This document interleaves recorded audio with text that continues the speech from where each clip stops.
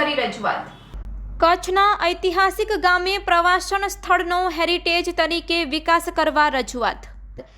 કચ્છના પશ્ચિમે આવેલ ઐતિહાસિક લખપત ગામને પ્રવાસન ક્ષેત્રે ખૂબ વિકાસ કરી શકાય એમ હોય તો વિકાસ કરવા સરપંચે રજૂઆત કરી છે।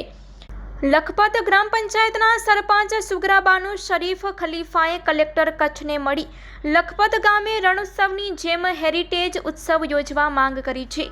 ગુજરાતનો સૌથી મોટામાં મોટો કિલ્લો લખપત ગામે આવેલ છે, જે 7 કિલોમીટરમાં ફેલાયેલ છે, જે ઐતિહાસિક વિરાસત છે।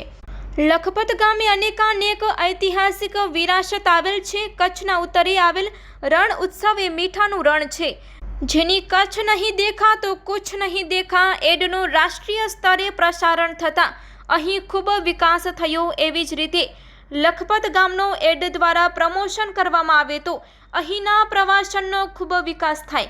લખપત ગામે ગુરુ નાનક આવેલ હતા, જેની યાદમાં ઐતિહાસિક ગુરુદ્વારા આવેલ છે, સાથે કોતરડી કામવાડી વર્ષો જૂની ગૌશ મોહમ્મદની દરગાહ, શાહ અબુ તુરાબની દરગાહ, સેલોર વાવ, આકબાની મહેલ તેમજ પાર્લામેન્ટ હાઉસ, કસ્ટમ હાઉસ, જૂની બજાર, હાટકેશ્વર મંદિર, ચાંપાસર તળાવ, બ્રહ્મસર તળાવ આવેલા છે, જેને જોવા દર વર્ષે પ્રવાસીઓ આવે છે। ખાસ ફોરેનર પ્રવાસીઓ તેના પર સંશોધન કરવા, જોવા, માણવા આવે છે। ઐતિહાસિક સ્થળોને ધ્યાને રાખતા લખપતમાં હેરિટેજ ઉત્સવ યોજી શકાય છે।